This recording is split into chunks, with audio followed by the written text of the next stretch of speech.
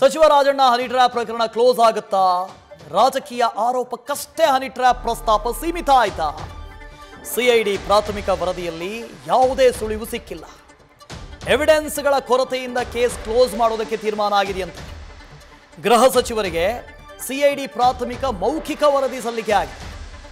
50 ನಿಮಿಷಗಳ ಕಾಲ ಸಿಐಡಿ ಮುಖ್ಯಸ್ಥ ಸಲೀಂ ಮಾತುಕತೆ ಮಾಡಿದ್ದಾರೆ ಗೃಹ ಸಚಿವರ ಜೊತೆಗೆ. ಹೈಕಮಾಂಡ್ ರೆಡ್ ಸಿಗ್ನಲ್ನ ಬೆನ್ನಲ್ಲೇ ಗೃಹ ಸಚಿವರು ಅಲರ್ಟ್ ಆಗಿದ್ದಾರೆ. ಉನ್ನತ ಮಟ್ಟದ ತನಿಖೆಗೆ ಕೇಸ್ ವಹಿಸದಿರಲು ತೀರ್ಮಾನ ಆಗಿದೆ. ಹಾಗಾದ್ರೆ ಇಲ್ಲಿಗೆ ಮುಗಿತಾ? ಆರೋಪ ಪ್ರತ್ಯಾರೋಪಕ್ಕೆ ಮಾತ್ರ ಸೀಮಿತ ಆಯ್ತಾ ಈ ಪ್ರಕರಣ? ತಲೆಬುಡ ಇಲ್ಲ. ಇಲ್ಲಿವರೆಗೆ ರಾಜಣ್ಣ ಅವರು ಮೊದಲ ಬಾರಿಗೆ ಬಂದು ಆರೋಪ ಮಾಡಿದ್ರು, ಒಂದಷ್ಟು ಎವಿಡೆನ್ಸ್ಗಳನ್ನು ಕೊಡ್ತೀನಿ ಅಂತ ಹೇಳಿದ್ರು. ಆ ಎವಿಡೆನ್ಸೂ ಇರಲಿಲ್ಲ. ಶಿವಪ್ರಸಾದ್ ಇದ್ರ ಬಗ್ಗೆ ಡೀಟೇಲ್ಸ್ ಕೊಡ್ತಾ ಹೋಗ್ತಾರೆ. ಶಿವಪ್ರಸಾದ್, ಒಂದು ಕಡೆ ಸಿಐಡಿ ತನಿಖೆ ಮೌಖಿಕವಾಗಿ ಹೇಳಿದ್ದಾರೆ ಏನೆಲ್ಲ ಅಂತ ಹೇಳಿ, ಇನ್ನೂ ಏನು ಎತ್ತ ಅಂತ ಗೊತ್ತಾಗಿಲ್ಲ. ಈ ತನಿಖೆಯನ್ನು ಮುಂದುವರಿಸ್ತಾರಾ ಅಥವಾ ಇಲ್ಲಿಗೆ ಕ್ಲೋಸ್ ಮಾಡ್ತಾರಾ ಅಂತ? ಖಂಡಿತವಾಗಿಯೂ ವಾಸುದೇವ್, ಈಗಾಗಲೇ ಹನಿ ಟ್ರ್ಯಾಪ್ ಪ್ರಕರಣ ವಿಚಾರ ಕುರಿತ ಸಾಕಷ್ಟು ತಿರುವುಗಳನ್ನು ಪಡ್ಕೊಂಡಿದೆ.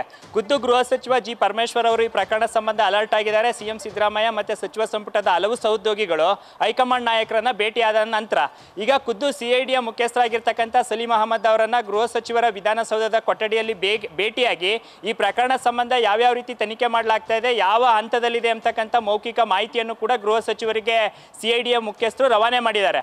ಪ್ರಮುಖವಾಗಿ ಈಗಾಗಲೇ ಸಚಿವ ರಾಜಣ್ಣ ಅವರ ಮನೆಯಲ್ಲಿ ಇರ್ತಕ್ಕಂಥ ಮನೆ ಕೆಲಸದವರು ಇರ್ಬೋದು, ಮತ್ತು ಆಪ್ತ ಸಹಾಯಕರು ಇರ್ಬೋದು, ಮತ್ತು ಗನ್ಮ್ಯಾನ್ಗಳನ್ನು ಕೂಡ ವಿಚಾರಣೆ ಮಾಡಲಾಗಿದ್ದು 5ಕ್ಕೂ ಹೆಚ್ಚು ಅವರಾಗೆ ಆಪ್ತರಾಗಿರ್ತಕ್ಕಂಥ ಅಂದರೆ ಅವರ ನಿಕಟವಾಗಿರ್ತಕ್ಕಂಥವ್ರನ್ನ ವಿಚಾರಣೆಯನ್ನು ಮಾಡಲಾಗಿದೆ. ಅವರಿಂದನೂ ಕೂಡ ಯಾವುದೇ ರೆಸ್ಪಾನ್ಸ್ ಕೂಡ ಅಂದರೆ ಈ ಪ್ರಕರಣ ಸಂಬಂಧ ಯಾವುದೇ ಮಾಹಿತಿ ಇಲ್ಲ, ಹನಿ ಟ್ರ್ಯಾಪ್ಗೆ ಸಂಬಂಧಪಟ್ಟಂತೆ ಯಾವುದೇ ಬೆಳವಣಿಗೆಗಳಾಗಿಲ್ಲ ಎಂಬತಕ್ಕಂಥ ಮಾಹಿತಿಯನ್ನು ಕೂಡ ಸಿಐಡಿ ಅಧಿಕಾರಿಗಳಿಗೆ ರಾಜಣ್ಣ ಅವರ ನಿಕಟ ಸಂಪರ್ಕದಲ್ಲಿರ್ತಕ್ಕಂಥ ಮನೆ ಕೆಲಸದವರು ಇರ್ಬೋದು, ಗನ್ಮ್ಯಾನ್ಗಳಿರ್ಬೋದು, ಅವರಿಂದ ಮಾಹಿತಿಯನ್ನು ಕಲೆ ಹಾಕಿದ್ದಾರೆ. ಈ ವಿಚಾರವನ್ನು ಕೂಡ ಗೃಹ ಸಚಿವರ ಗಮನಕ್ಕೆ ತಂದಿದ್ದು, ಸದ್ಯ ಕೇವಲ ರಾಜಕೀಯ ಕಾರಣಕ್ಕಷ್ಟೇ ಅಂದರೆ ಕೆಸರ ಚಾಟಕ್ಕಷ್ಟೇ ಹನಿ ಟ್ರ್ಯಾಪ್ ಪ್ರಕರಣ ಸಾಕ್ಷಿ ಆಯ್ತಾ ಎಂಬತಕ್ಕಂಥ ಚರ್ಚೆಗಳು ಕೂಡ ಶುರುವಾಗಿದ್ದಾವೆ.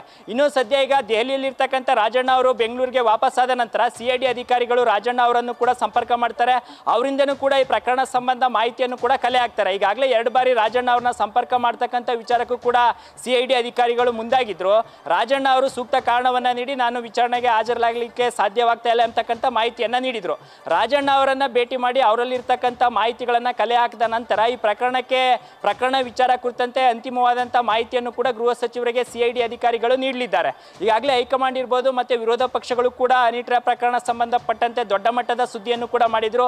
ಒಂದು ಕಡೆ ಹೈಕಮಾಂಡ್ ನಾಯಕರುಗಳು ಕೂಡ ಈ ಪ್ರಕರಣ ಸಂಬಂಧ ಮೌಖಿಕವಾದಂಥ ಆದೇಶವನ್ನು ಕೂಡ ಈಗ ರಾಜ್ಯ ಸರ್ಕಾರಕ್ಕೆ, ಅದರಲ್ಲೂ ಗೃಹ ಸಚಿವರಿಗೆ ನೀಡಿದ್ದಾರೆ. ಒಂದು ಕಡೆ ವಿಧಾನಸಭೆಯಲ್ಲೂ ಕೂಡ ಈ ವಿಚಾರ ಕುರಿತಂತೆ ದೊಡ್ಡ ಮಟ್ಟದ ಚರ್ಚೆ ಆಗಿತ್ತು. ಆನಂತರ ಸರ್ಕಾರದ ಇಮೇಜ್ ಕೂಡ ಹಾಳಾಗಬಾರ್ದು ಎಂಬತಕ್ಕಂಥ ಸೂಚನೆಯನ್ನು ಕೂಡ ಕಾಂಗ್ರೆಸ್ನ ಹೈಕಮಾಂಡ್ ನಾಯಕರುಗಳು ಕೂಡ ನೀಡಿದ್ದಾರೆ. ಹಾಗಾಗಿ ಗೃಹ ಸಚಿವರು ಅಲರ್ಟ್ ಆಗಿ ಸದ್ಯ ದೆಹಲಿಯಿಂದ ಬೆಂಗಳೂರಿಗೆ ವಾಪಸ್ಸಾದಂಥ ನಂತರ ರಾಜಣ್ಣ ಅವರಿಂದ ಇರ್ತಕ್ಕಂಥ ಮಾಹಿತಿಯನ್ನು ಕಲೆ ಹಾಕಿ ಗೃಹ ಸಚಿವರಿಗೆ ಅಂತಿಮವಾದಂಥ ವರದಿಯನ್ನು ಕೂಡ ನೀಡಲಿಕ್ಕೆ ಈಗ ಸಿಐಡಿ ಅಧಿಕಾರಿಗಳು ಮುಂದಾಗಿದ್ದಾರೆ ಅಂತಕ್ಕಂಥ ಮಾಹಿತಿ ಲಭ್ಯವಾಗ್ತಾ ಇದೆ. ಇವತ್ತು ನಡೆದಂಥ ವಿದ್ಯಮಾನದಲ್ಲಿ ಗೃಹ ಸಚಿವರನ್ನ ಸಿಐಡಿ ಮುಖ್ಯಸ್ಥರಾಗಿರ್ತಕ್ಕಂಥ ಸಲೀಂ ಅಹಮದ್ ಅವರು ಭೇಟಿಯಾಗಿ ಈವರೆಗೂ ಕೂಡ ಯಾವ ರೀತಿ ತನಿಖೆಯನ್ನು ಮಾಡಲಾಗಿದೆ, ಗಳಿರ್ಬೋದು, ಯಾವುದೇ ಎವಿಡೆನ್ಸ್ ಕೂಡ ಲಭ್ಯ ಇಲ್ಲ ಅಂತಕ್ಕಂಥ ಮಾಹಿತಿಯನ್ನು ನೀಡಿದ್ದು, ಅಂತಿಮವಾಗಿ ರಾಜಣ್ಣ ಅವರ ಭೇಟಿಯ ನಂತರ ಅಂತಿಮ ವರದಿಯನ್ನು ಕೂಡ ನೀಡಲಿಕ್ಕೆ ಈಗ ಸಿಐಡಿ ಅಧಿಕಾರಿಗಳು ಸಿದ್ಧತೆಯನ್ನು ನಡೆಸಿರ್ತಕ್ಕಂಥದ್ದು. Vasudev, thank you Shivaprasad. News First, ನಿರ್ಭೀತಿಯಿಂದ ನಿಮ್ಮ ಪರವಾಗಿ.